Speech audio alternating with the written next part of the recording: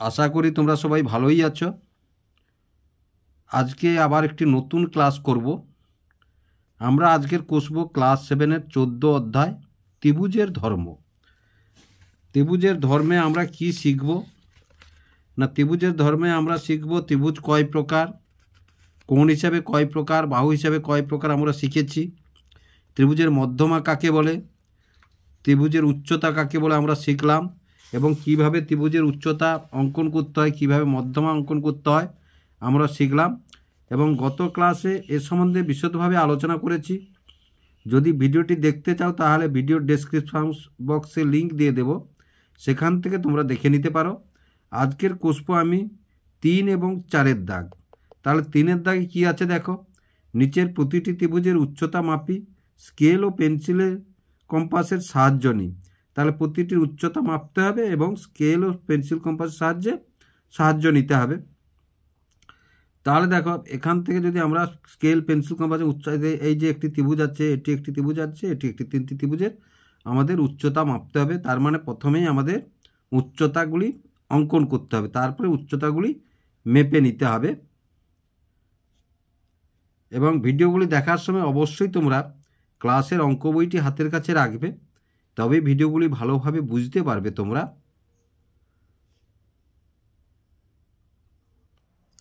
তাহলে দেখো 3টি ত্রিভুজ পরপর অঙ্কন করে আমরা উচ্চতাগুলি মাপিয়ে এসো স্কেলের সাহায্যে। তাহলে দেখো প্রথমেই ABC সূক্ষ্মকোণী ত্রিভুজটা আমরা অঙ্কন করেছি এবং এর উচ্চতা অঙ্কন করিয়ে এসো। উচ্চতা অঙ্কন করতে হলে ধরো এই শীর্ষবিন্দু এ থেকে আমরা BC বাহুর উপর একটি লম্ব অঙ্কন করব। উচ্চতা কাকে বলে গত ক্লাসে আমরা বলেছি। তাহলে এখানে দেখো এই বিন্দু থেকে আমরা এই BC বাহুর উপর একটি লম্ব অঙ্কন করলে সেই লম্বর দূরত্বই হবে উচ্চতা। তাহলে দেখো এই যে কোনো একটি ফাঁক নিয়েছি আমরা, এই যে তাহলে এ বিন্দুতে কাঁটাটি বসিয়েছি, এ বিন্দুতে এই যে কাঁটাটি বসিয়ে এবার দেখো তাহলে এইভাবে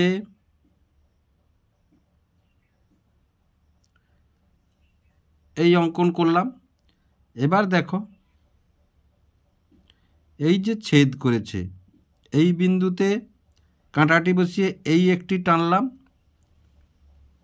আবার এই যে এইখানে যে ছেদ করেছে এই বিন্দুতে কাঁটাটি বসিয়ে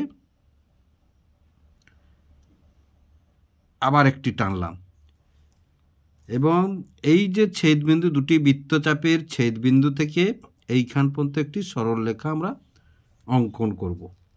সরল রেখাংশ হবে, এটা সরল রেখাংশ হবে।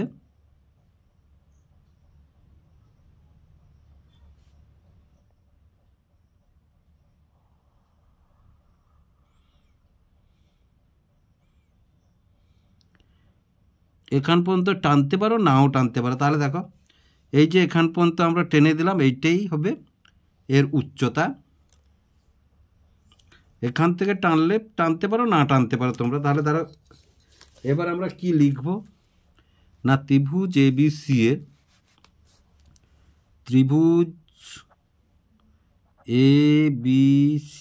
এর উচ্চতা, এটা ধরো নাম দিলাম আমরা AD। উচ্চতা AD সমান, তাহলে এবার মেপে দেখিয়ে এসো AD সমান কত।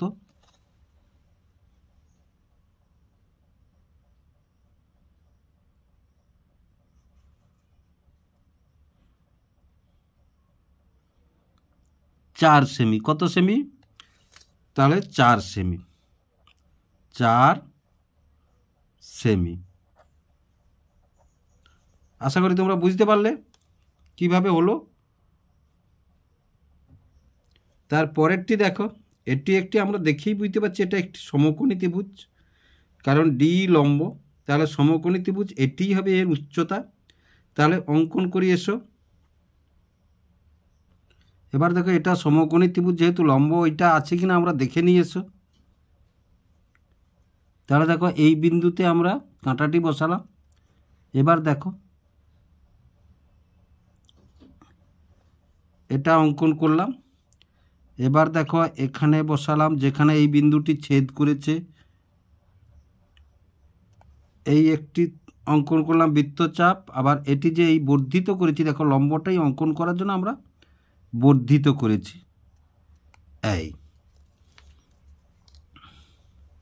তাহলে এই যে দুটি বৃত্তচাপের ছেদ বিন্দু দেখো একই হয় কিনা লক্ষ্য করো ওখান থেকে।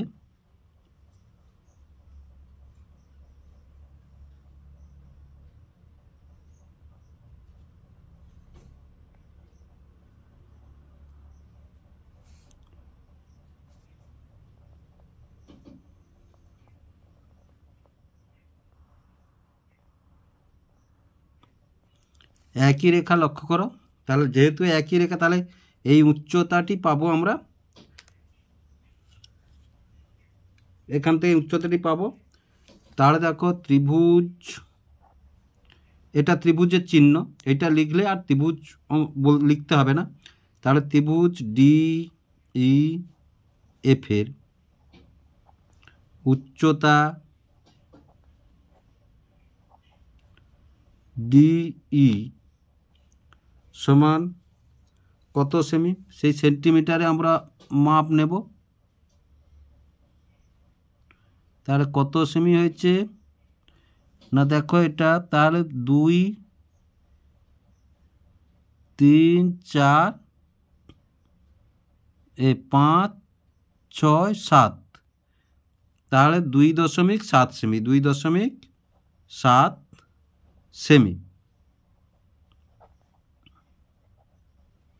2.7 সেমি। তারপরে যে ত্রিভুজটি আছে দেখো একটি স্থূলকোণী ত্রিভুজ আছে, তাহলে এই ত্রিভুজটির এবার অঙ্কন করি এসো।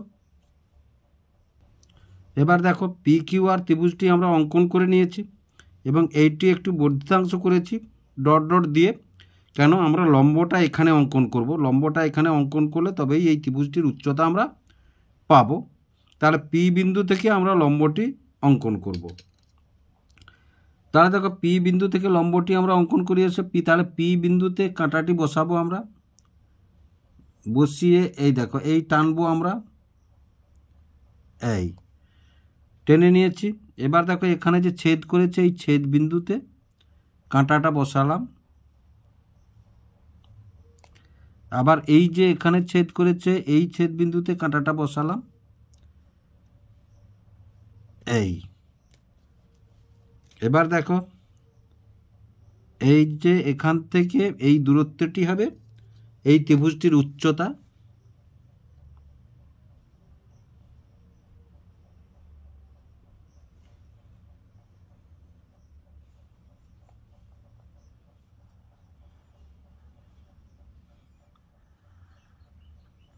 এখান পর্যন্ত টেনে দিলাম আমরা। তাহলে দেখো এখানের যে নামটা দিলাম, তাহলে এটার নাম দিলাম আমরা এস। তাহলে পিএস হবে এই পি কিউ আর ত্রিভুজের উচ্চতা।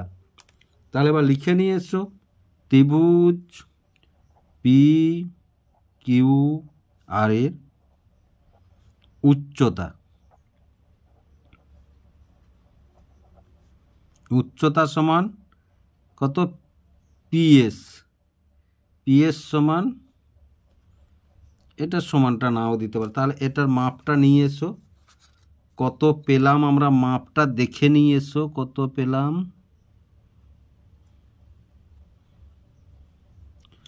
তাহলে এটাও পেলাম দেখো, তাহলে এটা 2 3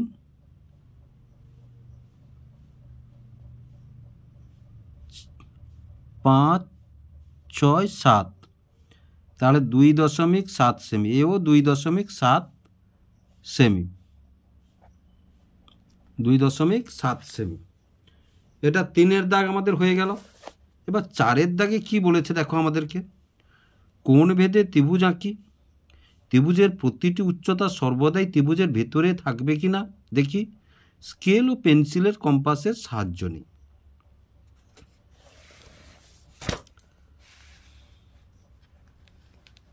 তাহলে দেখো 4-এর দাগ, তাহলে প্রথমেই একটি সূক্ষ্মকোণী অঙ্কন করি এসো।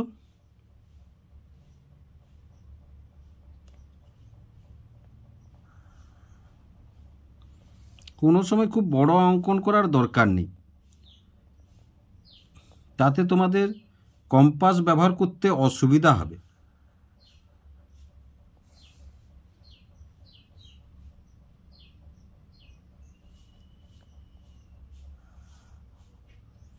এটি একটি সূক্ষ্মকোণী ত্রিভুজ এবং এর নাম দিলাম আমরা ধরো এ, বি এবং সি।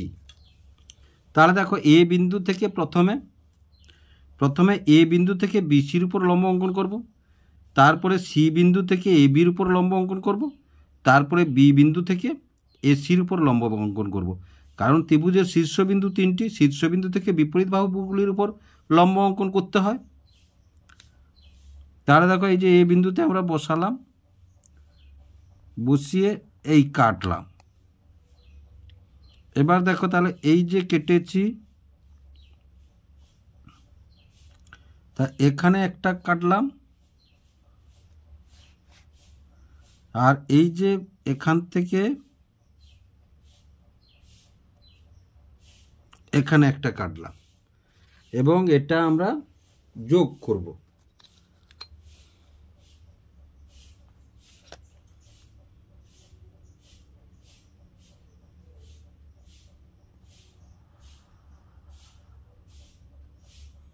যোগ করব,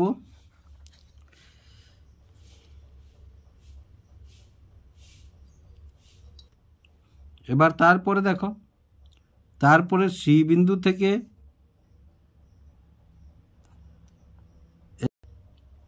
তাহলে দেখো এবার সি বিন্দু থেকে লম্বটি অঙ্কন করব এই।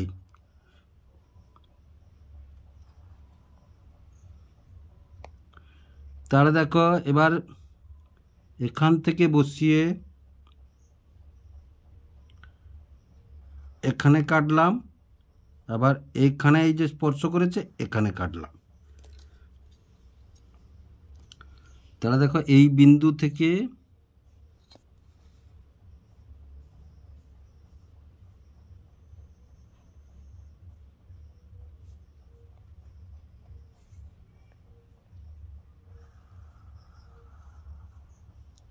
এই টেনে দিলাম। এবার দেখো বি বিন্দু থেকে আমরা অঙ্কন করব।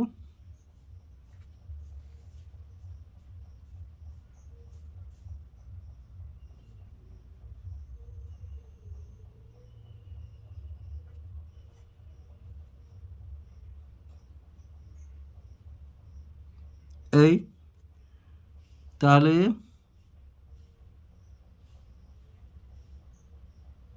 এখান থেকে এখানে অঙ্কন করলাম, আবার এখান থেকে এখানে অঙ্কন করলাম। তাহলে এই ছেদ বিন্দু থেকে টানবো আমরা,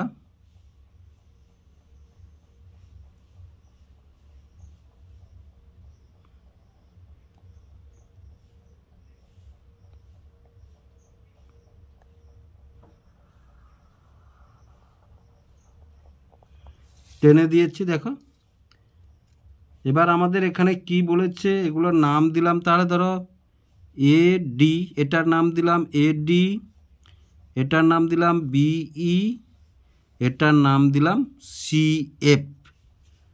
সিএফ নাম দিলাম। কোণ ভেদে ত্রিভুজ আঁকি, কোণ ভেদে ত্রিভুজ আঁকি। ত্রিভুজের প্রতিটি উচ্চতা সর্বদাই ত্রিভুজের ভিতরে থাকবে কিনা দেখি। তাহলে দেখো এটা সূক্ষ্মকোণী ত্রিভুজ। তাহলে দেখো এ বি সি সূক্ষ্মকোণী ত্রিভুজ,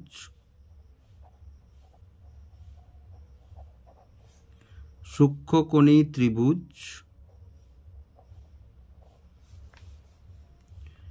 তিনটি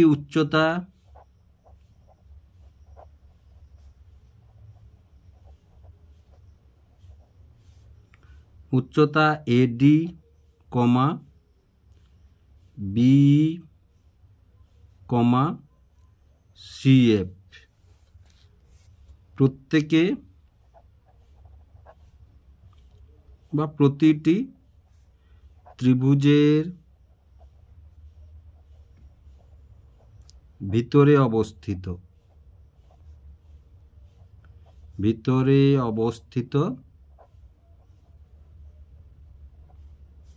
ও উচ্চতা 3টি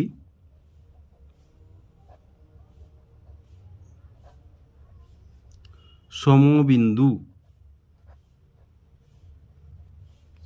একটি বিন্দুতে ছেদ করেছে। বিন্দুটির নাম দিলাম ধরো আমরা ও।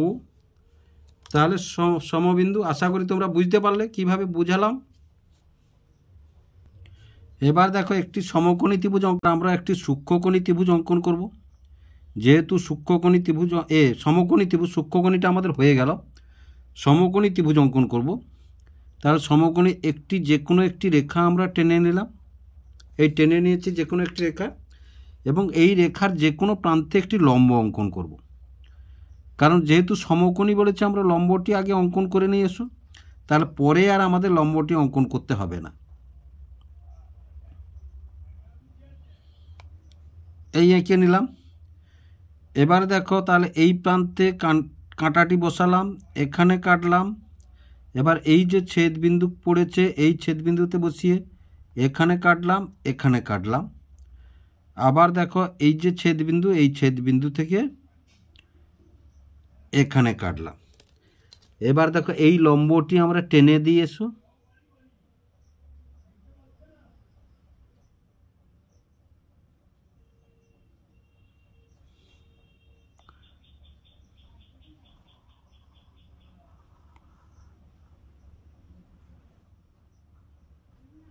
এই টেনে দিলাম আমরা, এবং নিচ পর্যন্ত টেনে দিয়ে এসো। একটু দরকার আছে, পরে তোমরা বুঝতে পারবে, এটা তোমরা পরে বুঝতে পারবে কেন টানলাম।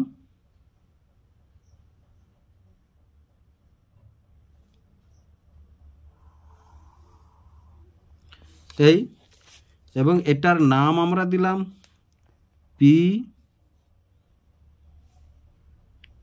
Q R. P Q R.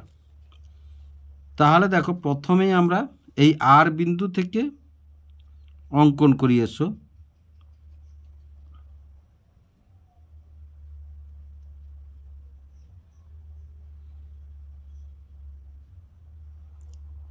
এই তাহলে দেখো এই এখানে, এই যে এখানে ছেদ করেছে, এখানে টানলাম। আবার দেখো এই যে এখানে ছেদ করেছে, এখানে টানলাম। তাহলে দেখো এই একটি আর বাহুর উপর একটি লম্ব অঙ্কন করলাম, আর এটি তো আমাদের লম্ব আছে, এটি পি কিউ লম্ব আছে। তাহলে দেখো লম্ব, এটা তো লম্ব অঙ্কন করেছি আমরা, তাহলে এইটা অঙ্কন করি। এসো, তাহলে এটা অঙ্কন করলে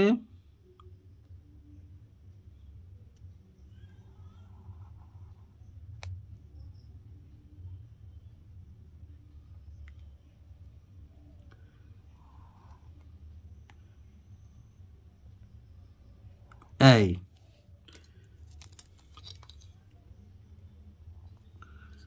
লম্ব অঙ্কন করলাম আমরা।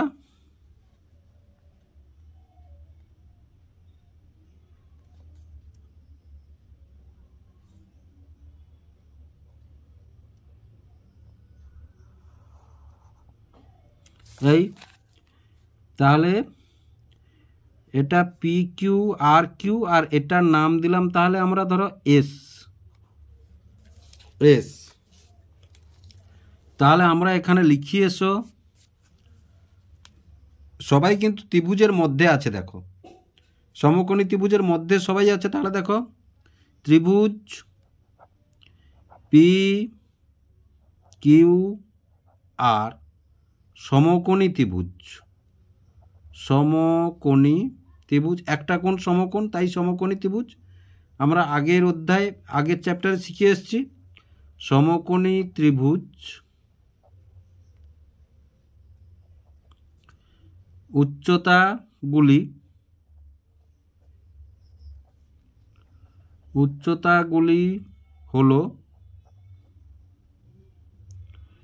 তাহলে উচ্চতাগুলি হলো কিউএস, আর কিউ এবং পি কিউ। পি কিউ প্রত্যেকে ত্রিভুজের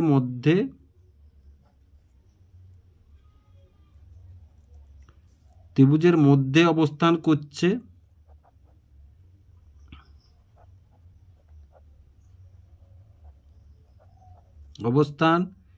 এবং সমবিন্দু। আমরা এটা বলে দিচ্ছি, চাইনি তবু আমরা বলে দিলাম এটা।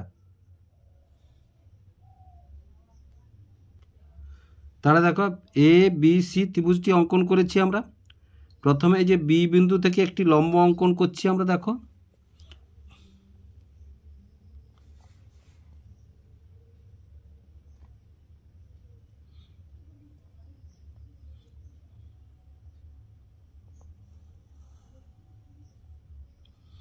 বি বিন্দু থেকে লম্ব অঙ্কন করলাম, এটার নাম দিলাম ধরো বিই। এবার দেখো আমরা এ বিন্দু থেকে লম্ব অঙ্কন করব।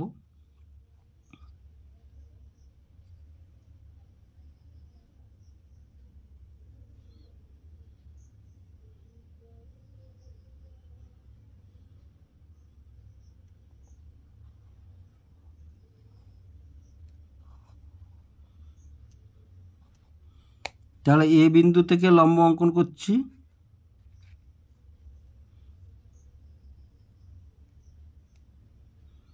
এখানে কাটলাম,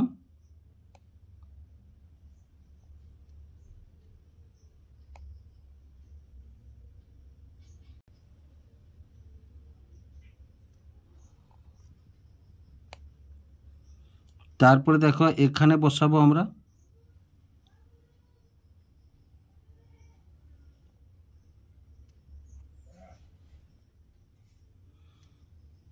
এই কাটলাম।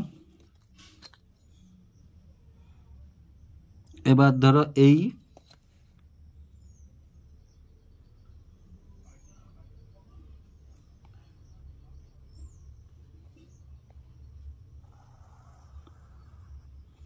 টেনে দিলাম। এবার দেখো, তাহলে দেখো এই একটি উচ্চতা এদিকে যদি বর্ধিত করি, তাহলে এই উচ্চতাটি এসে এখানে ছেদ করবে। তাহলে দেখো এটা বাইরে হয়ে গেছে, তাহলে এটাও হচ্ছে, এটা ভেতরে হচ্ছে। তাহলে যেহেতু একটি বাইরে হয়ে গেছে, তাহলে আমরা কি বলবো, এখানে লিখতে পারি, এখানে আমরা কি লিখতে পারি না, দেখো ত্রিভুজ এ বি সি এর বা ত্রিভুজ এ বি সি স্থূলকোণী ত্রিভুজ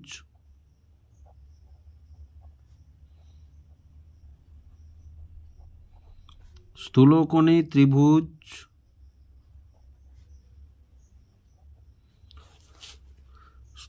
ত্রিভুজ যার একটি উচ্চতা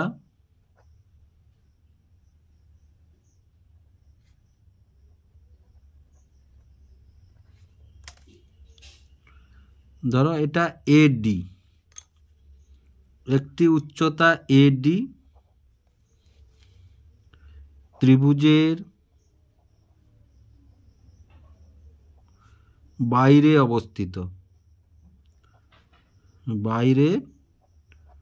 অবস্থিত, সুতরাং এখানে আমরা কি বলতে পারি যে উচ্চতাগুলি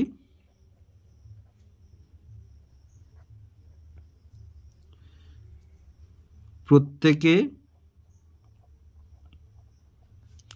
ত্রিভুজের মধ্যে অবস্থিত নয়,